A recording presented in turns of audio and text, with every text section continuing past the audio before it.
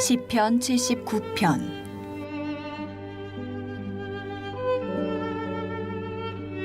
하나님이여, 이방 나라들이 주의 기업의 땅에 들어와서 주의 성전을 더럽히고 예루살렘이 돌무더기가 되게 하였나이다. 그들이 주의 종들의 시체를 공중의 새에게 밥으로, 주의 성도들의 육체를 땅의 짐승에게 주며, 그들의 피를 예루살렘 사방에 물같이 흘렸으나 그들을 매장하는 자가 없었나이다. 우리는 우리 이웃에게 비방거리가 되며 우리를 애워싼 자에게 조소와 조롱거리가 되었나이다. 여호와여, 어느 때까지니이까? 영원히 노하시리이까? 주의 질투가 불붙듯 하시리이까? 주를 알지 아니하는 민족들과 주의 이름을 부르지 아니하는 나라들에게 주의 노를 쏟으소서. 그들이 야곱을 삼키고 그의 거처를 황폐하게 함이니이다. 우리 조상들의 죄악을 기억하지 마시고 주의 긍휼로 우리를 속히 영접하소서. 우리가 매우 가련하게 되었나이다. 우리 구원의 하나님이여, 주의 이름의 영광스러운 행사를 위하여 우리를 도우시며 주의 이름을 증거하기 위하여 우리를 건지시며 우리 죄를 사하소서. 이방 나라들이 어찌하여 그들의 하나님이 어디 있느냐 말하나이까? 주의 종들이 피 흘림에 대한 복수를 우리의 목전에서 이방 나라에게 보여주소서.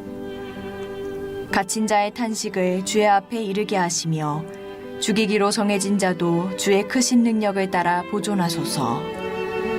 주여, 우리 이웃이 주를 비방한 그 비방을 그들의 품에 7배나 갚으소서.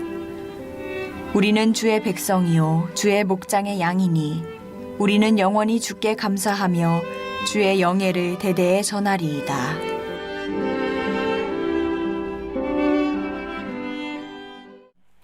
오늘도 이른 새벽에 마음의 소원을 품고 주님 품에 나오신 여러분 모두를 주님의 이름으로 축복하고 또 환영합니다.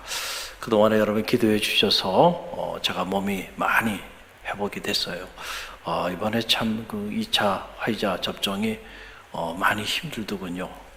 그래서 제가 이렇게 보니까 사람에 따라 한 달 이상 고생을 하는 사람들도 있고 또 그것보다 더 큰 어려움을 겪는 이들도 있더라고요. 여러분들 하여간 기도해 주셔서 감사하고 또 아직 우리 젊은 분들 중에는 이제 1차 접종하고 2차 접종 앞두고 있는 이들이 있는데 우리가 중보하며 기도를 좀 많이 해야 되겠구나, 더 많이 해야 되겠구나 이런 생각을 갖게 되었습니다. 오늘 시편 79편 말씀인데 참 부담스러운 말씀이죠. 이른 새벽 미명에 이런 말씀을 접한다는 것은 참 우리에게 큰 부담이 돼요. 그런데 우리가 늘 알아야 하는 게 입에 단 음식이 항상 몸에 좋은 건 아니에요. 대부분의 음식들 입에 달고 그래서 맛이 있어서 그래서 많은 사람들이 찾는 그런 음식들이 대부분이 몸에는 유해한 음식들이에요. 그래서 약도 입에 쓴 것이 몸에 좋다 그랬잖아요. 오늘 시편 79편의 말씀 어떻게 보면 쓴 말씀이에요. 우리가 이른 새벽 미명에 묵상하기에 참 부담스러운 그런 말씀이에요.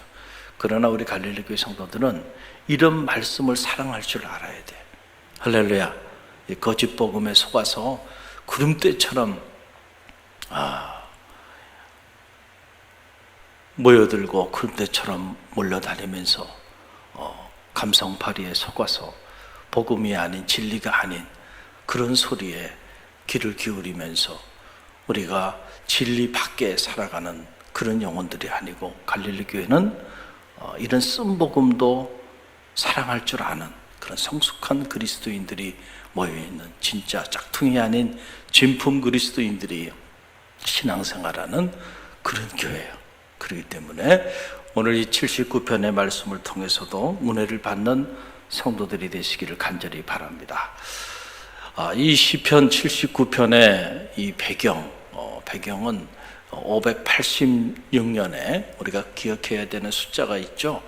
722년에는 북왕국 이스라엘이 아수르 제국에 의해서 멸망을 당한 날이에요.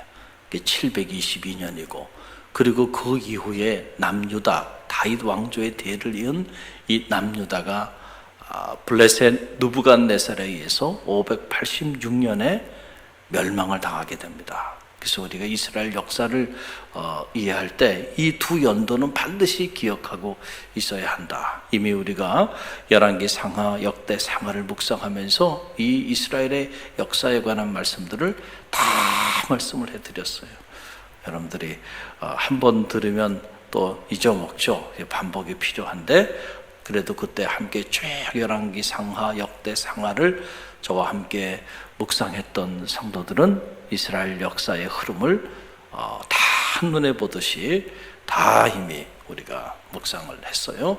그 한 자락이 배경이 되는 거예요. 특별히 남유다, 다윗 왕조의 대를 이은 이 남유다가 586년에 블레셋이라고 하는 이방 나라에 의해서 이제 완전히 예루살렘이 파괴가 되고, 그리고 남유다, 이 다윗 왕조가 멸망당하게 되는 이런 끔찍한 일이 일어나게 됩니다.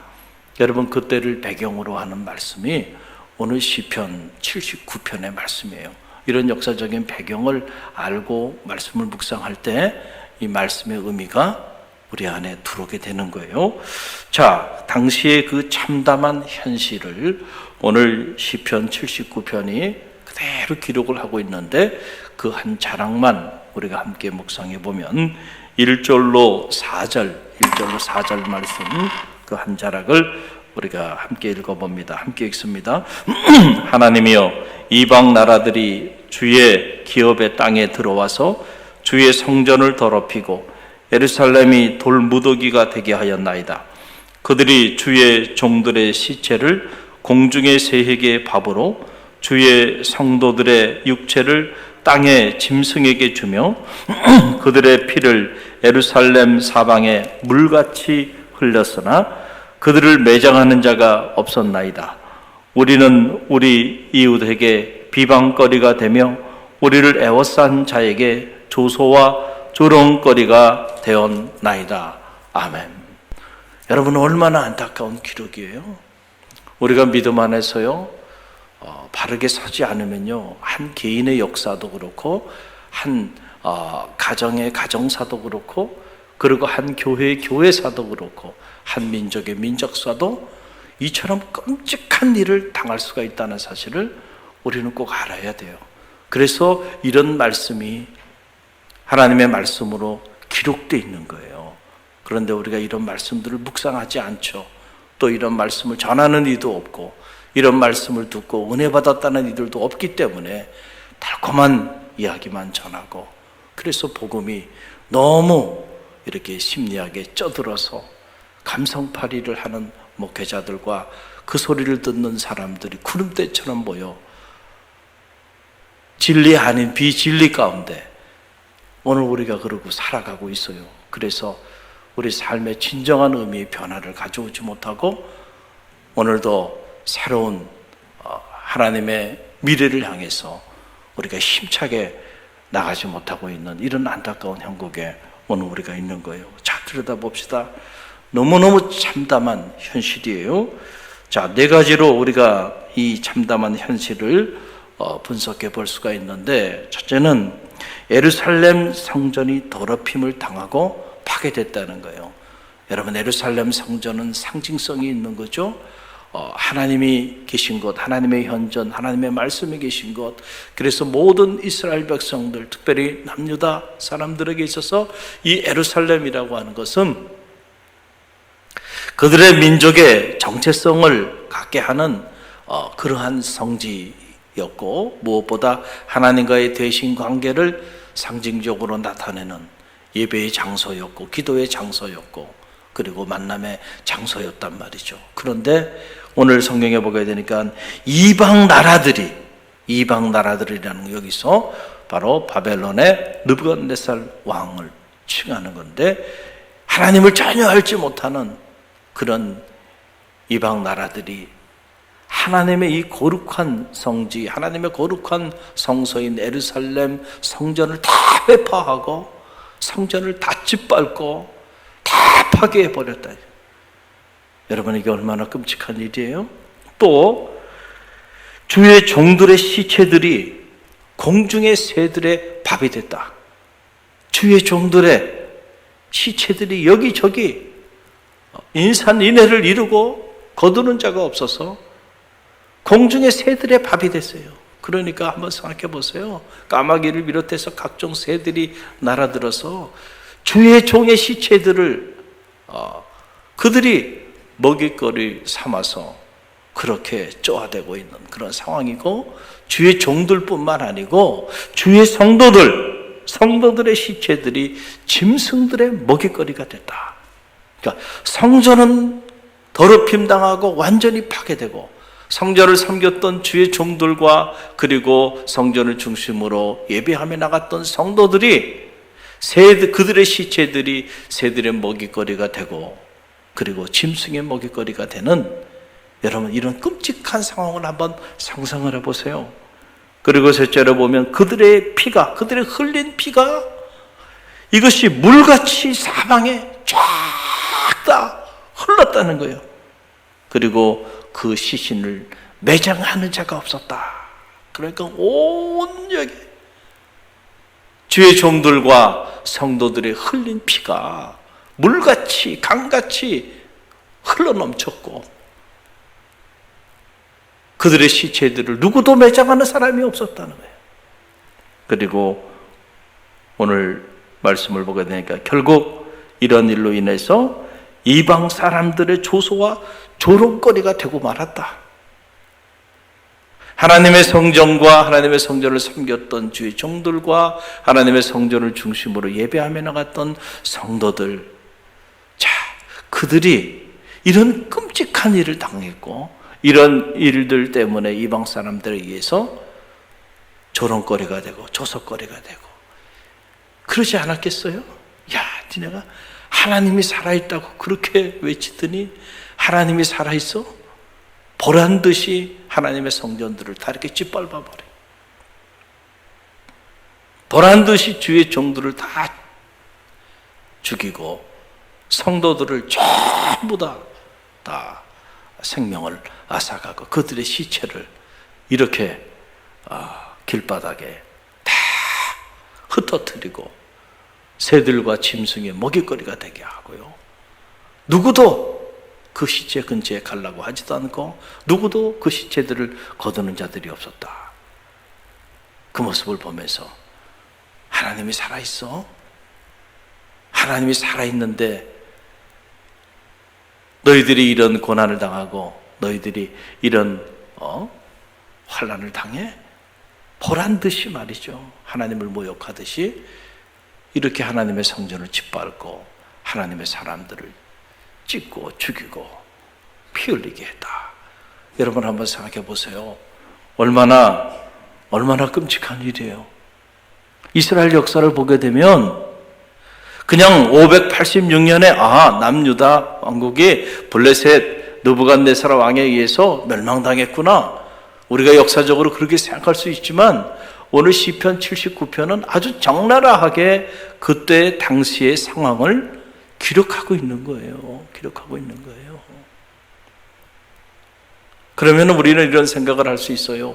정말로 하나님이 살아계시지 않은 거 아닌가? There's no God. 하나님이 정말 살아계시다고 한다면 어떻게 하나님을 알지 못하는 이 이방 나라들에 의해서 이렇게 하나님의 성전이 파괴되는 걸 용인하고 주의 종들과 성도들이 찢김당하고 다 죽어 넘어가는 것을 하나님은 아무것도 행하지 아니하시고 그대로 다 용인하셨을까? 정말로 하나님은 살아계시지 않은 건 아닐까? 이런 의구심을 가질 수 있을 거예요. 그러나 역사를 보면 이미 우리가 북왕국 이스라엘이 왜 어떻게 멸망당했는지, 하나님이 세우는 그 요시아로부터 시작해서 호세아에 이르기까지 그 수많은 열왕들이 여호와 보시기에 끊임없이 가증한 일을 행하고 또 가증한 일을 행했던 모습들을 우리는 이미 다 묵상했어요. 남유다 마찬가지예요. 남유다도 다윗 왕조의 그 믿음을 계승한 나라임에도 불구하고 그들 또한 하나님 보시기에 끊임없이 가증한 일들을 행했다라고 하는 사실이에요. 특별히 므낫세 같은 인물들, 정말 끔찍한 인물입니다. 여러분, 그래서 지도자를 잘 세워야 돼요. 보위에 올라서 55년간 나라를 다스렸는데 이 므낫세가 얼마나 남유다 다윗 왕조를 영적으로 보면 회파시켰는지 정말 끔찍한 모습을 우리는 열왕기하를 통해서 이미 다 봤어요. 쫙 이렇게 돼 있어요. 이 북왕국 이스라엘이나 남유다나 이들이 멸망당하게 된 것은 정확하게 성서는 분명히 말해요. 하나님의 진노로 하나님께서 심판하셨다는 거예요. 이것은 이방 나라를 아수르 또 블레셋, 우리가 육신적인 눈으로 보면, 정치적인 눈으로 보고 사회적인 눈으로 보면 아수르나 블레셋에 우리가 군사력이 부족하고 외교력이 부족하고 경제력이 부족해서 그 강대국에 의해서 어려움을 당했다고 보는데 성서를 보면요, 그거는 그런 문제가 아니고요, 영적인 문제였다라고 하는 사실이에요. 세 가지 하나님의 심판을 받게 된 이유는 정확히 세 가지예요. 하나는 선지자들의 말을 듣지 아니하였다. 첫 번째 특징입니다. 선지자들의 소리를 듣지 않았다. 하나님은 선지자들을 보내서 끊임없이 그 길을 걸어가지 말라고 말을 했지만 하나님이 보내신 선지자들의 소리에는 귀를 기울이지 않았어요. 오히려 그들에게 돌을 던지고 그들을 박해하고 그들을 죽이고 거짓 선지자들이 난무했죠. 그 거짓 선지자들의 소리를 듣고 괜찮다, 좋다. 그 사람들 그 소리를 듣고 그런 때처럼 거기에는 모여들었어요.